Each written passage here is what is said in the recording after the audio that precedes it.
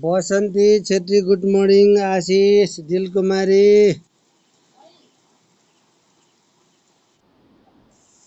Morning good morning everybody.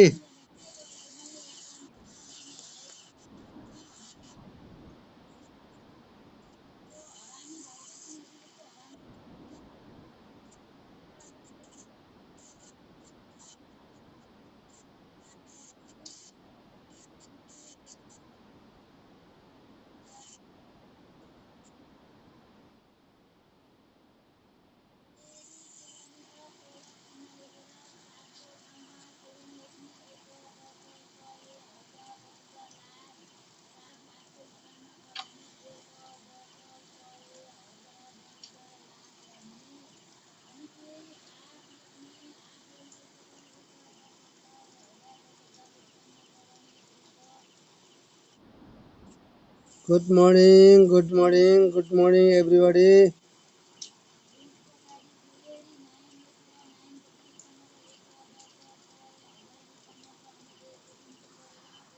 Jharna पुन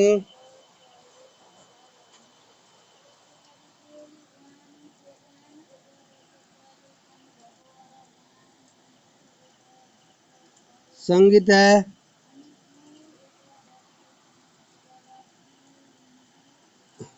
सुस्मिता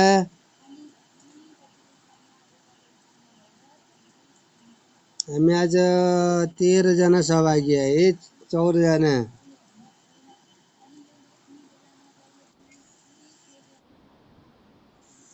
के भन्नु नानीहरू?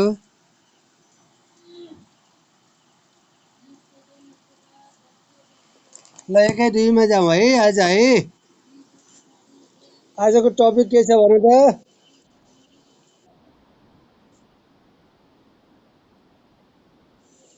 आजको टपिक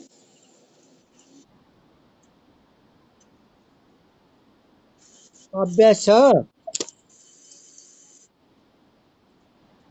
अभ्यास छ भनेको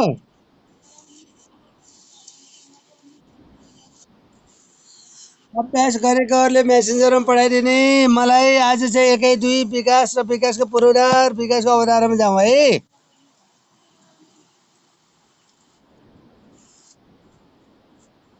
बुझ्यो नि भनेको?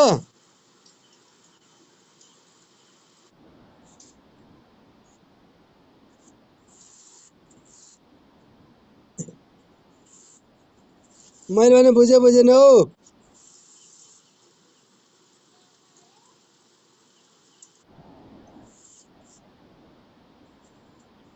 आज हामी एकै दुईमा जाउँ हुन्छ? विकास भनेको के हो भन त?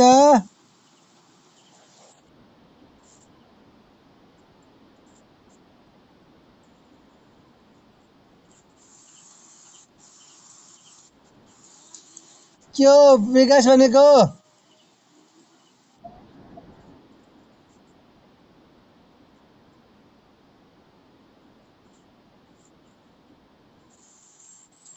सकारात्मक र प्रगतिमूलक परिवर्तनको प्रक्रिया विकास हो रे, डेभलप हो रे।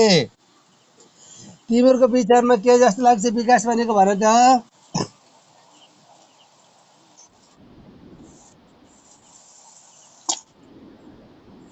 भन त?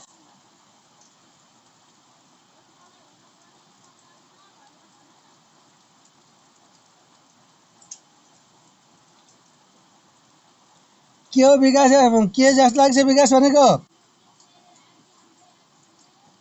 ल हेर, सकारात्मक र प्रगतिमूलक परिवर्तनको प्रक्रिया विकास हो। व्यक्ति, परिवार, समुदाय, सहर र गाउँहरूका साथै समाजका हरेक पक्षहरू परिवर्तन र गतिशील हुन्छन्। सुगम, सहज र राम्रो बनाउनु उद्देश्यले पाइरहेको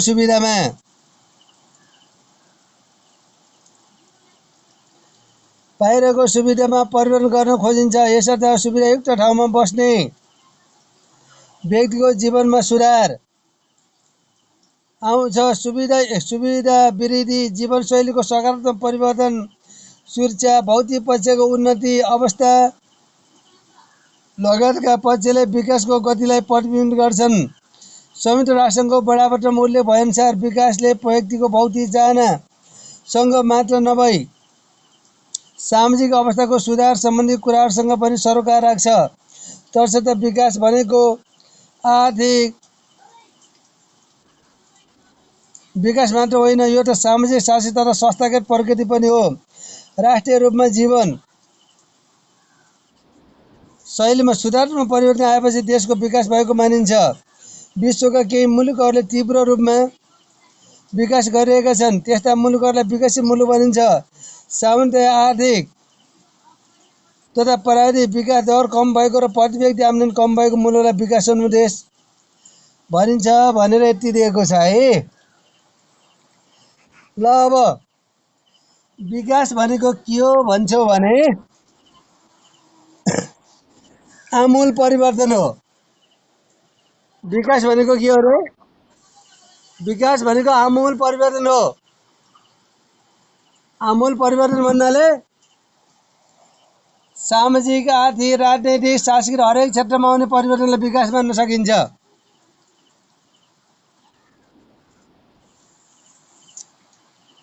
तिमीलाई विकास भयो जस्तो लाग्छ लाग्दैन?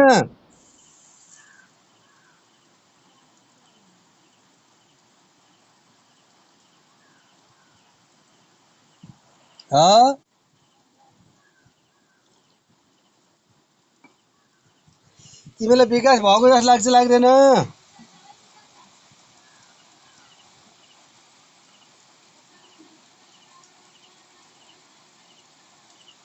ल भन त, केही विकास भएको जस्तो लाग्छ लाग्दैन भक्चिम्लीमा?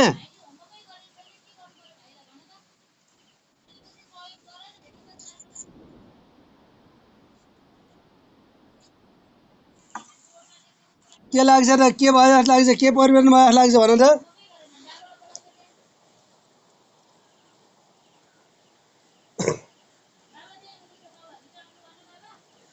पार्वती ल अनम्युट गरे बोला।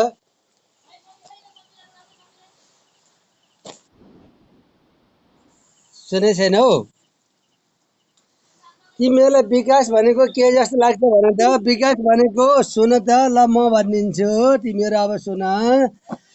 अब विकास भनेको के हो भन्ने कुराहरूमा अब मैले अगाडि पनि भने आमूल परिवर्तन हुनु भनेको विकास हो। आमूल परिवर्तन भन्नासाथ राजनीतिक क्षेत्रमा आउने परिवर्तन, सामाजिक क्षेत्रमा आउने परिवर्तन, सांस्कृतिक क्षेत्रमा आउने परिवर्तन, आर्थिक क्षेत्रमा आउने परिवर्तन, त्यो भइदियो भने विकास मान्न सकिन्छ।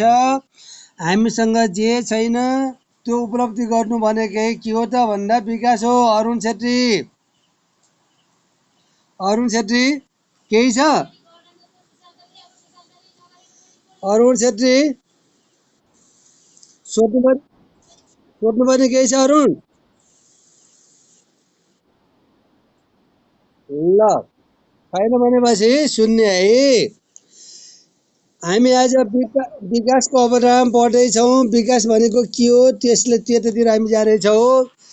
विकास भनेको परिवर्तन हो है। जुन चिजहरू, जुन अब सेवा सुविधाहरू हामीसँग थिएन त्यो सेवा सुविधा हामीले प्राप्त गर्नु भनेकै विकास हो। भक्किमलीमा जस्तो कि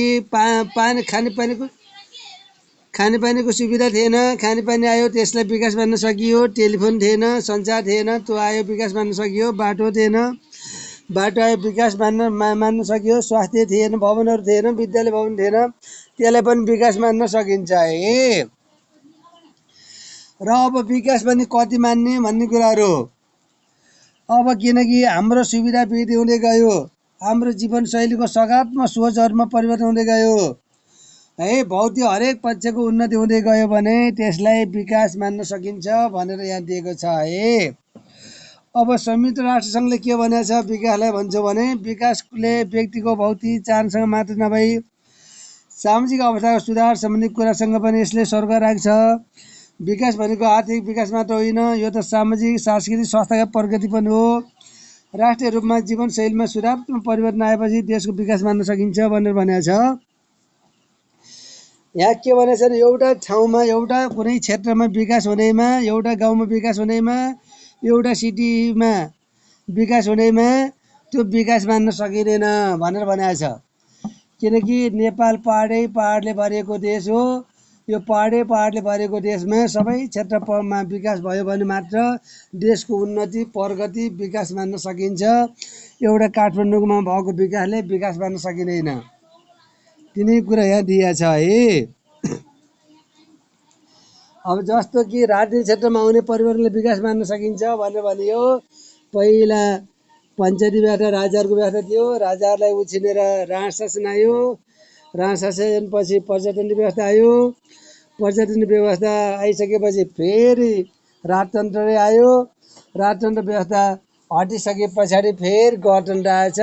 राजनीतिक क्षेत्रमा भएको आमूल परिवर्तनले के मान्न सकिन्छ? विकास मान्न सकिन्छ भनेर भन्छ यी। अब आर्थिक क्षेत्रमा हिजो चाहिँ भोकमरी समस्या थियो, खानपानकै समस्या थियो, हरेक सामग्रीहरू पाइँदैन थियो। अहिले हामीले जे चाह्यो त्यो पाइन्छ नि होइन। पहिला त अनिकाल थियो, चामल खोजे चामल पाइँदैन थियो, अन्न पाइँदैन थियो, हाहाकार थियो। अहिले चाहिँ जे खोज्यो त्यही पाइन्छ। त्यसले आर्थिक क्षेत्रमा आउने परिवर्तनलाई विकास मानिन्छ भनेको छ। अब सामाजिक क्षेत्रमा पनि हेर्ने हो भने आमूल परिवर्तन भएको छ। विद्यालय भवन त्यही छ, स्वास्थ्य भवन त्यही छ, त्यसदेखि लिएर अघि मैले भनिहालेँ नि धेरै कुरा। अहिले खानेपानी सुविधादेखि लिएर सबै कुराहरू के भएको छ? परिवर्तन भएको छ। त्यसलाई पनि सामाजिक परिवर्तन भन्ने भन्छ। त्यसै सांस्कृतिक क्षेत्रमा आउने परिवर्तनले विकास मान्न सकिन्छ। सांस्कृतिक क्षेत्र भन्नाले हाम्रा खानपानमा परिवर्तन भएको छ, हाम्रो संस्कारहरूमा परिवर्तन भएको छ, हाम्रो चालचलनहरूलाई सुधार हुँदै आइरहेको छ। सबै कुराहरू जुन विभेदहरू अन्त्य हुँदै गइरहेछ, यसले पनि के भएको छ भन्छ भने परिवर्तन आएको छ। त्यसैले के भने आर्थिक सामाजिक राजनीतिक सांस्कृतिक हरेक क्षेत्रमा आउने परिवर्तनलाई नै विकास मान्न सकिन्छ भनेर भनेको छ है। अब यहाँ के भनेको छ भने विश्वका केही मुलुकहरूले तीव्र रूपमा विकास गरिरहेका छन्। हुन पनि हो, कुनै देशले असाध्यै विकास गरिरहेका छन् भने कुनै देशमा अझै पनि हाइटमा हेर्ने हो भने अफ्रिकाका केही देशहरूमा हेर्ने हो भने अफ्रिका महादेशका केही देशमा हेर्ने हो भने त्यहाँ रोगले सताइएका पनि छन्। रोग शोक भोग सबै कुरा छ।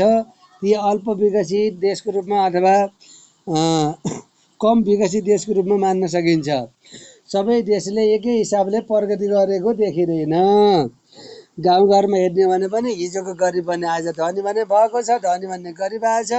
अथवा जुन चाहिँ गाउँमा हेर्दाखेरि त्यो देखिएको अवस्था छ। कतिपयले यदि छिटो 5-7 वर्षमा नै अब करोडौँपति बनेको पनि देखिएको छ। त्यसैले कुनै देशले छिटो विकास गरिरहेका छन्, कुनै देश उही अवस्थामा छ है। हाम्रो नेपालको सन्दर्भमा भन्नु पर्दाखेरि नेपाल भर्खरै विकास सन्मुखतिर भर्खरै बामे सर्ने अवस्थामा देखिएको छ। भर्खरै विकासतिर लम्कने अवस्थामा छ। विकास मान्न सकिँदैन। नेपालको विकास मैले मान्न सक्दैन, मानिँदैन पनि। किन मानिँदैन भने नेपालमा चियो पनि विदेशबाट ल्याउनु पर्ने परिस्थिति छ। बुझेन? यहाँ कुनै उद्योग धन्दाहरू छैन। यहाँ हेलिकप्टर बन्दैन, जहाज बन्दैन, रेल बन्दैन, गाडीहरू बन्दैन, मोबाइल बन्दैन, कम्प्युटरका पार्टबाट बन्दैन, हार्डवेयरका सामान बन्दैन, यहाँ औषधिका सामग्री बन्दैन, यहाँबाट अमेरिका हान्न सक्ने ती क्षेपणास्त्र र हतियार बनेको छैन। त्यसैले नेपालमा केही पनि भएको छैन नेपालको सन्दर्भमा कुरा गर्दाखेरि। त्यसैले नेपाल कम विकसित मुलुकको रूपमा पर्दछ। बुझेन? कि विकास भएको मान्छौ र देख्छौ र कि विकास भएको मानिन्छ? तर फेरि विकासै भएको छैन भन्न पनि सकिँदैन। किनकि भोकमरी समस्या त छैन, छ र भोकमरी समस्या छैन। सबैले एक गाँस त खाएकै छ, एक माना खाएकै छ। तर वैदेशिक रोजगारले गर्दाखेरि यो अवस्था सिर्जना भएको, विकास भएको छ नेपालमा। सबैले मजाले खाएका छन् भनेर हामी यसो हेर्दाखेरि पनि भोकैले मरेको त कोही देखिँदैन नि। भोकमरीले हो कि होइन भन त?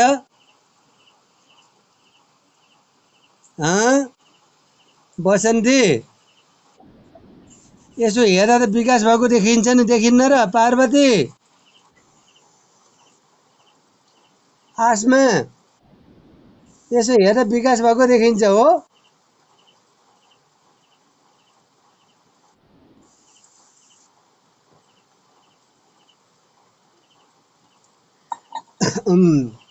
हेर्दाखेरि विकास भएको देखिन्छ हो। सबैले एक गाँस खाएकै छन्। सबैले अब चाहिँ यसलाई सुन त यसलाई खासै विकास मान्न सकिँदैन।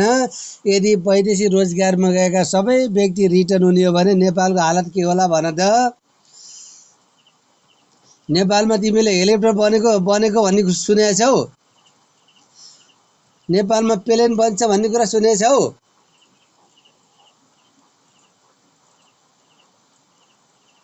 सुनेका छौ? हेलिकप्टर बन्छ, प्लेन बन्छ। यहाँबाट अमेरिका हान्ने हतियार त्यस्तै छेप्पे हतियार नेपालमा बन्छ।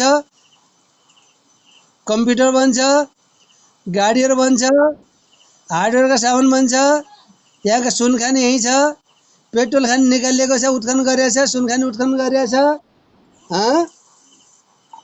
गरेको छैन।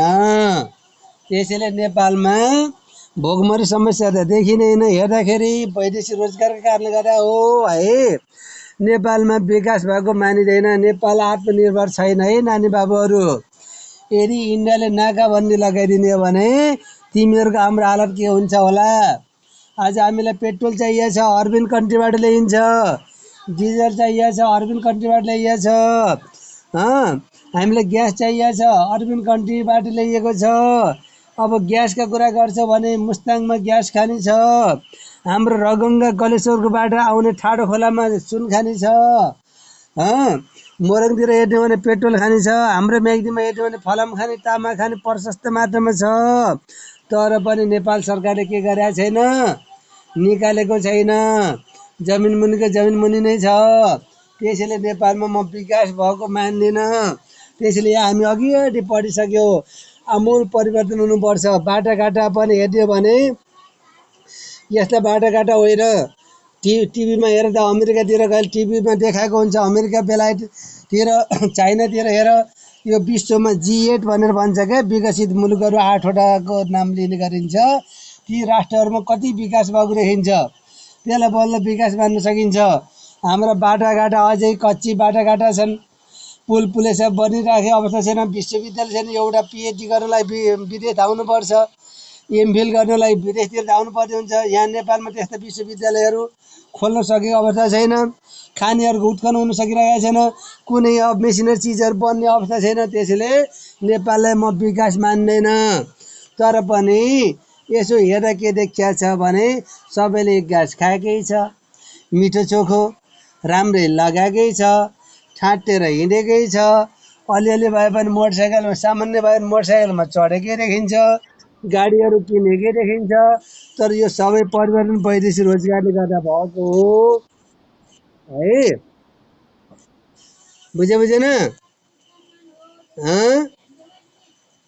तर विकसित मुलुकमा हामी पुग्न सक्ने अवस्थामा छैनौँ है नानी बाबुहरू।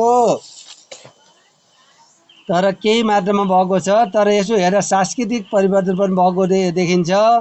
सांस्कृतिक रूपमा पनि त्यसलाई विकासै मान्न सकिन्छ। मेरो पालामा खोइ बर्थडे थिएन, आजभोलि जन्मदिन मनाउने गरेको पाइन्छ। फास्ट फुड रेस्टुरेन्ट भनेर भनेको छ, त्यो पनि परिवर्तन मान्न सकिन्छ। अनि के आएको छ के होइन।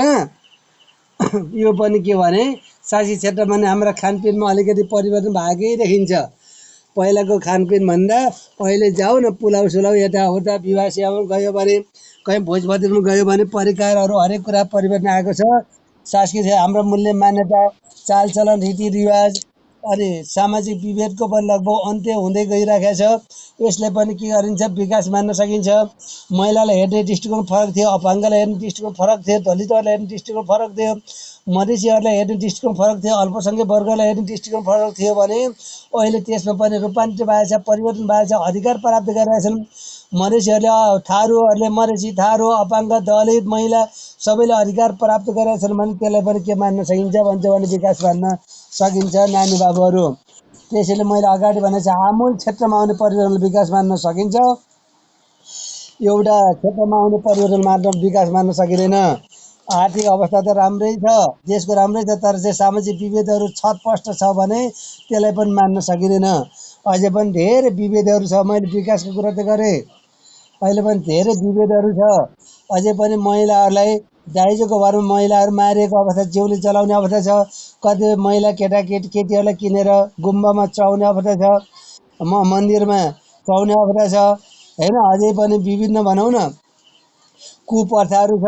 अब यो सबै नहटेसम्म यसलाई विकास मान्न सकिँदैन है नानी बाबुहरू। त्यसैले मैले भनिहालेँ, सामाजिक, आर्थिक, राजनैतिक, सांस्कृतिक क्षेत्रमा आउने आमूल परिवर्तन मात्र विकास मान्न सकिन्छ है। म कराउने, तिमी बुझेछ कि बुझेछैन र बाबु नानीहरू?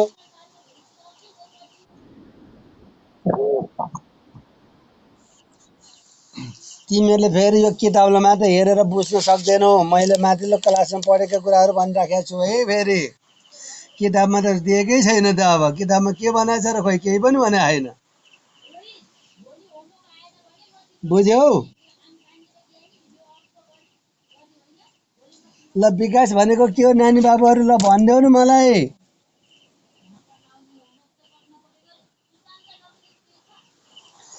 आसमा न्यौरे, अरुण छेत्री, बसन्ती छेत्री।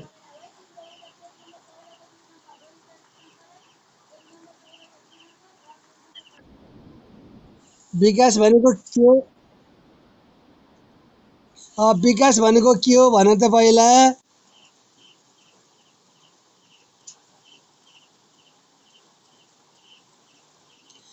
यो त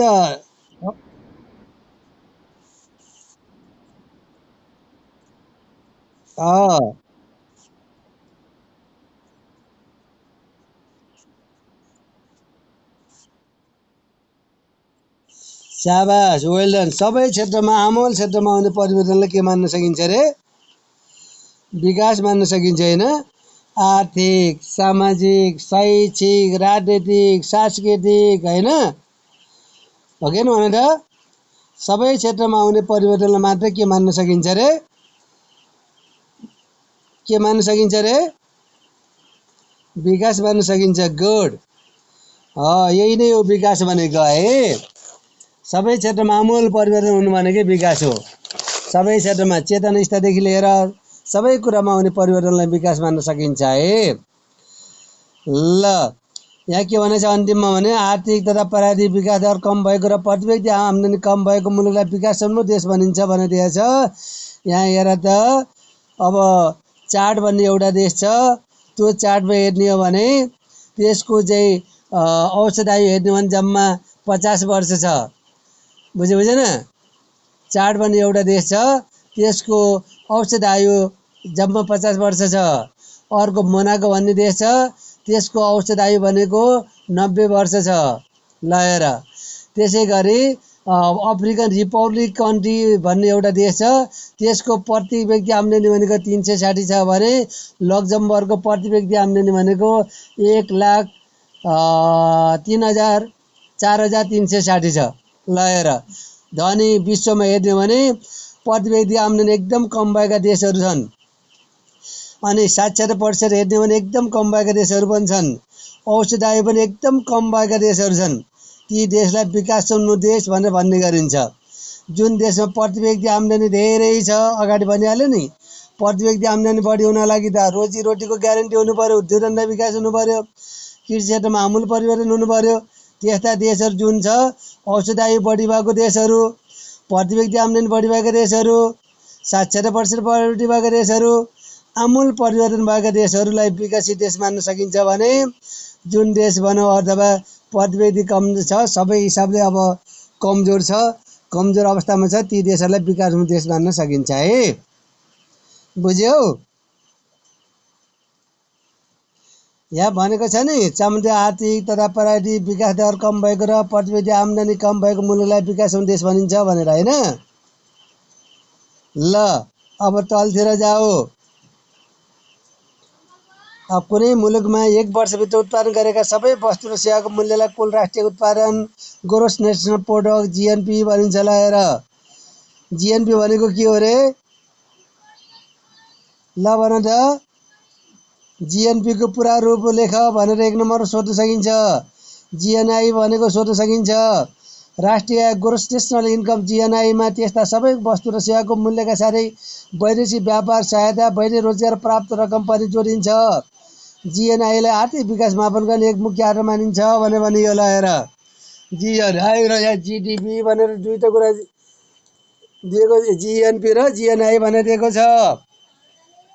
कुनै मुलुकमा 1 वर्षभित्र उत्पादन गरेका सबै वस्तु है उत्पादन गरेका खेती किसान गरेर उत्पादन गरेका वस्तु अनि जागिरबाट कमाएका सबै सेवाको मूल्यलाई कुल राष्ट्रिय उत्पादन भनिन्छ भनेर दिएको छ।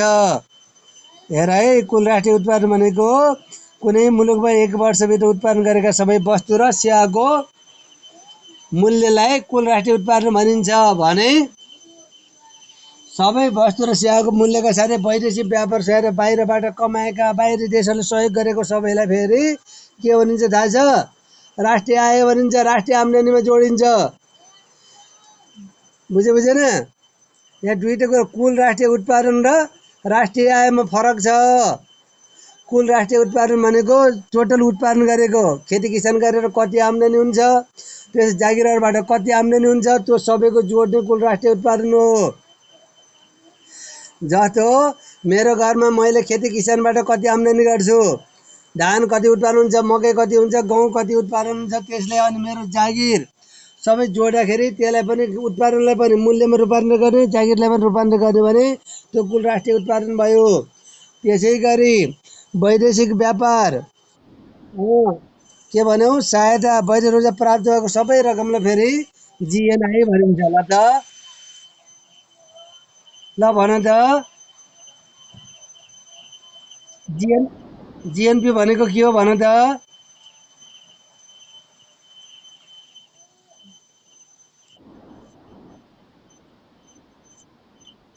जीएनपी भनेको के हो?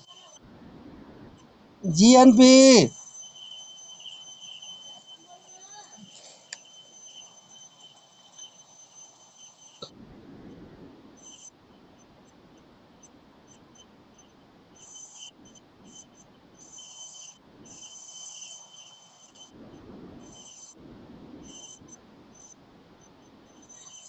अनि जीएनआई को पूरा रूप भन त?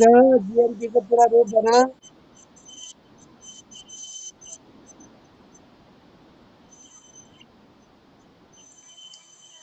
जीएनआई को पूरा रूप भन त?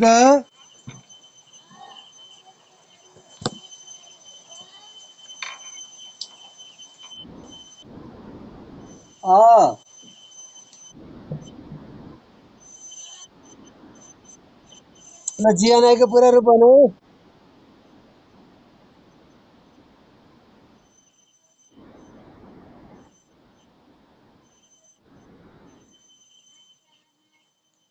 जीएनपी ग्रोस नेशनल प्रोडक्ट भन त? GNP gross national product GNP को पूरा रूप लेख भनेर आयो भने जीआरओएसएस ग्रोस एनएटीआईओएनएल नेशनल पिआरओटीयूसीटी प्रोडक्ट जीएनपी बुझियो? अनि जीएनआई ग्रोस नेशनल इन्कम। अब यो दुईटाको भिन्नता ल भन त? जीएनपी र जीएनआईमा के भिन्नता छ?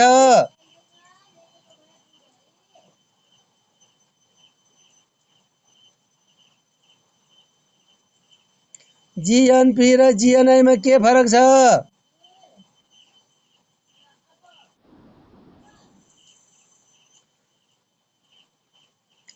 हेर त जीएनपी र जीएनआईमा के फरक छ भने वैदेशिक जुन चाहिँ व्यापारबाट अथवा वैदेशिक जुन चाहिँ रकम सहायता छ नि वैदेशिक रोजगारबाट कमाएका नेपालीको जुन चाहिँ पैसा छ विदेशहरूले जुन चाहिँ अनुदान दिएको छ सहयोग गरिरहेको छ त्यो जीएनपीमा जोडिँदैन के। जीएनपी भनेको टोटल नेसनल प्रोडक्टमा सँग मात्र जोडिन्छ। बुझेन? जीएनपीमा वैदेशिक रोजगारमा गएर कमाएर ल्याएको धनलाई जोडिँदैन। वैदेशिक देशले गरेका सहायता चन्दा दानहरूलाई जोडिँदैन।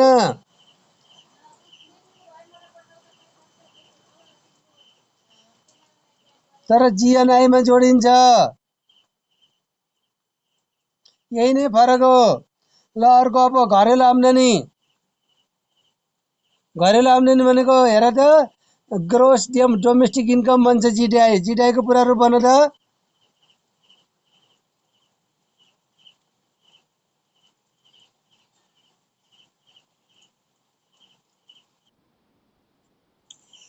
जिडिआई को पुरा रूप भन।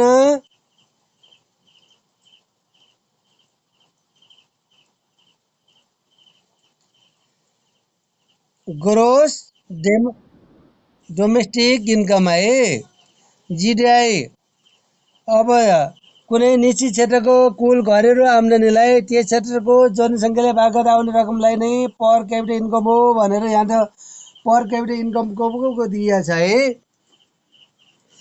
प्रति व्यक्ति आम्दानी घरेलु आम्दानी कति छ त्यो आम्दानीले के गर्नु पर्यो,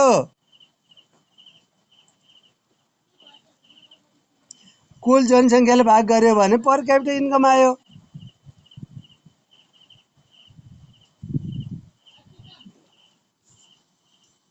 पर क्यापिटल कसरी निकाल्ने हेर है, म एउटा पठाइदिएँ है, हिसाब गरेर पठाइदिएँ मैले।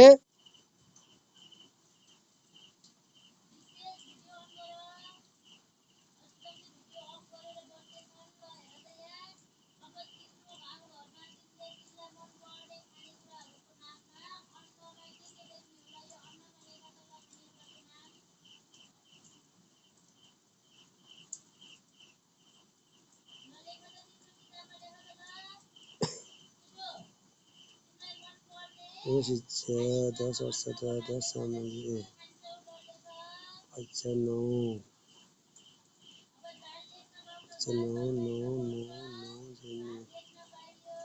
व्यवसाय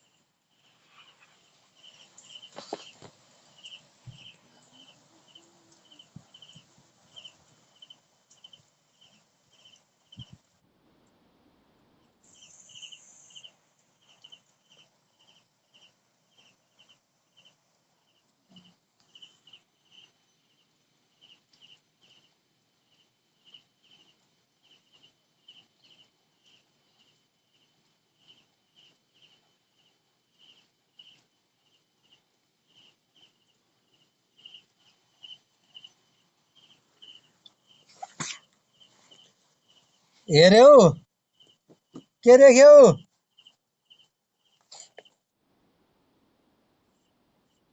देखेन?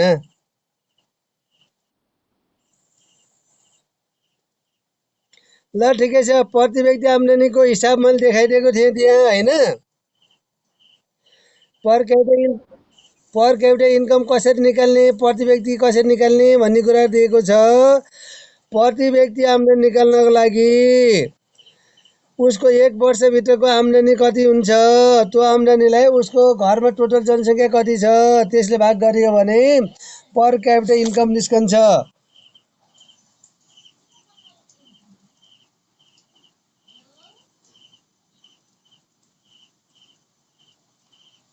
ग्रुपमा पठाइदिएको छु।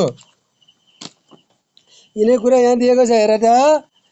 पर क्यापिटल जस्तो कि यहाँ प्रति व्यक्ति आम्दानी कसरी निकालिन्छ भनेर सोधियो परीक्षामा भने तिमीहरूले गर्ने भनेको के भने यो जुन टोटल आम्दानी कति छ टोटल आम्दानीलाई टोटल घरको जनसङ्ख्याले भाग गर्यो भने पर क्यापिटल इन्कम आउँछ।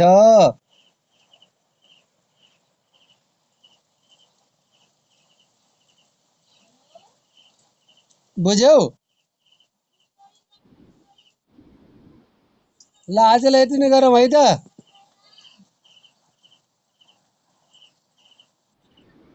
Good by. ल goodbye. See you tomorrow.